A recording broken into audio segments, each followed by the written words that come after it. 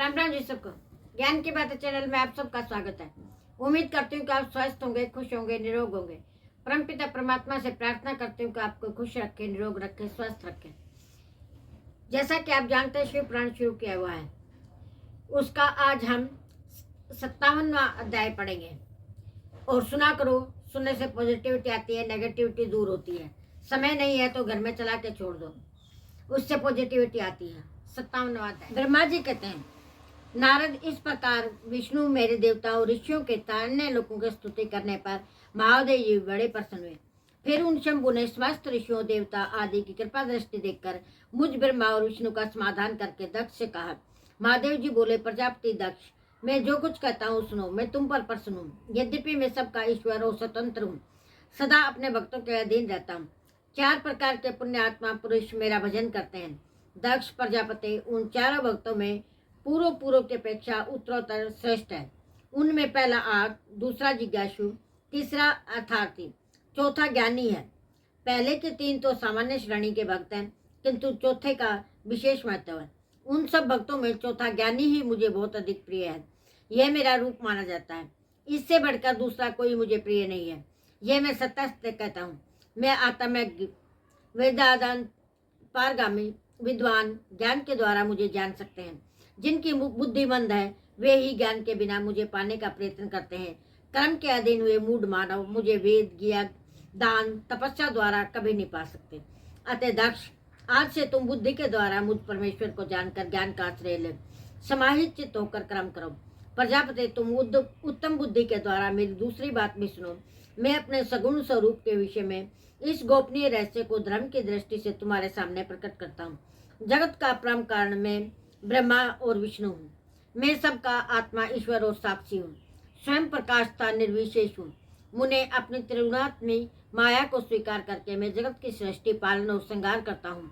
इन क्रियाओं के अनुरूप ब्रह्मा, विष्णु और रुद्र राम धारण करता हूँ।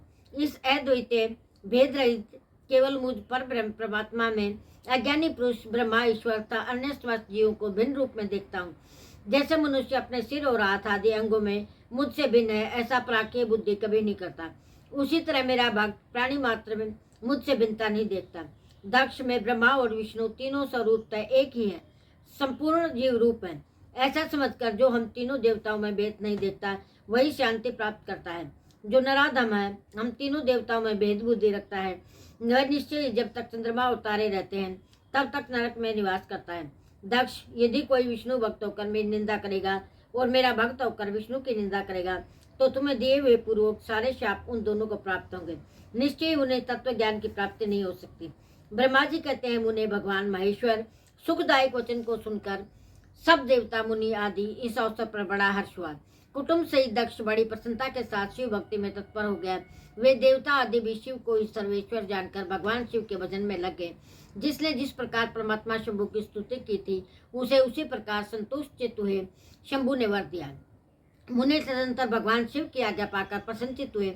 शिव भक्त दक्ष ने शिव के अनुग्रह से अपना यज्ञ पूरा किया। उन्होंने देवताओं का तो यज्ञ भाग दिए ही, शिव को भी पूर्ण भाग दिया, साथ ही ब्राह्मणों को दान दिया। इस तरह उन्हें शंभु का अनुग्रह प्राप्त हुआ।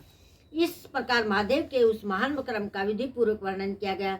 प्रजापति ने ऋत्विजों के सहयोग से उस यज्ञ क्रम को विधिवत समाप्त किया।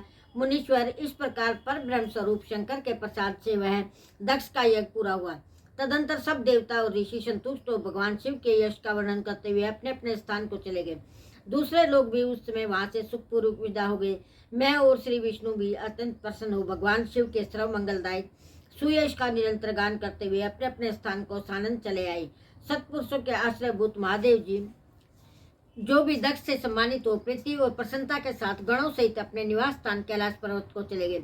अपने अपने पर्वत पर आकर शंभु ने अपनी प्रिया सती का स्मरण किया और प्रधान गणों से उनकी कथा कही। इस प्रकार दक्ष कन्या सती यज्ञ में अपने शरीर को त्याग कर फिर हिमालय की पत्नी मेनका के गर्भ से उत्पन्न हुई। ये बात प्रसिद्ध है। फिर वहां तपस्या करके गौरी शिवा ने भगवान शिव को पति रूप में वर्ण किया। वे उनके वामांग में स्थान पाकर अद्भुत लीलाएं करने लगी। नारद, इस तरह मैंने तुमसे सती के परम अद्भुत दिव्य चरित्र का वर्णन किया, जो भोग और मोक्ष को देने वाला है, संपूर्ण कामनाओं को पूर्ण करने वाला है। ये उपाख्यान पाप को दूर करने वाला, पवित्र एवं परम पावन है। स्वर्ग, यश तथा आयु को देने वाला है तथा पुत्र पौत्र फल देने वाला है। अर्थात जो भक्तिमान पुरुष भक्ति भाव से लोगों की एक कथा सुनाता है वह इस श्लोक में संपूर्ण कर्मों का फल पाकर परलोक में परम गति को प्राप्त कर लेता है। आज के वीडियो में इतना ही। लाइक करें, शेयर करें, सब्सक्राइब करें, कमेंट करना ना भूलें और कमेंट करके बताएं कल वीडियो में क्या चाहिए। राम राम जी।